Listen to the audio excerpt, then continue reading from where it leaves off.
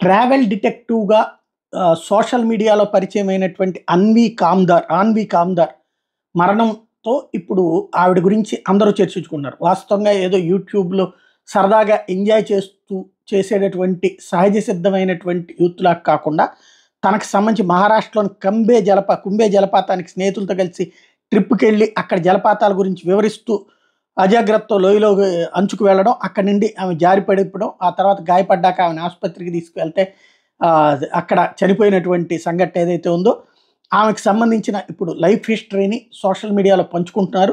Even media గూడా, main stream media గూడా దృష్టి పెట్టింది. ఆవిడ పుట్టింది ముంబైలో. 5 ఏళ్లుగా డెలాయిట్‌లో సీఏగా పనిచేస్తుంది. అంటే చార్టర్డ్ అకౌంటెంట్ స్థాయిలో పనిచేస్తూ, డెలాయిట్‌లో పనిచేస్తూ కాకపోతే ఇదొక ప్యాషన్ ఇది ఫీల్ అవుతోంది. ఆవిడ దానికంటే ఆ వృత్తి కంటే గూడా దీని మీదన సోషల్ మీడియా మీదన బాగా ఫీల్ అయింది. అందుకనే అడవుల్ని, సముద్రాల్ని, పురాతన గడ్డాల్ని, దేశాల్ని చుట్టేస్తూ సరదాగా గడుపుతూ వచ్చింది. Responsible AI, generative AI, project management లాంటి కోర్సులు గూడా చేసిందట ఆవిడ. అంతా చేసి దీని మీదన ఇష్టపడుతూ, ఈ ఆస్వాదిస్తూ ఈ ట్రావెల్ ఏదైతే వీడియోలు చేస్తూ వచ్చింది.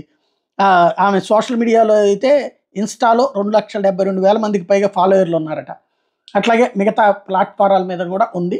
చాలా పెద్ద ఎత్తున వైరల్ అవుతూ ఉండేటప్పటికి ఆ సంతోషంతో చేస్తూ వచ్చి చివరికి ప్రాణాలు కోల్పోయినటువంటి పరిస్థితి.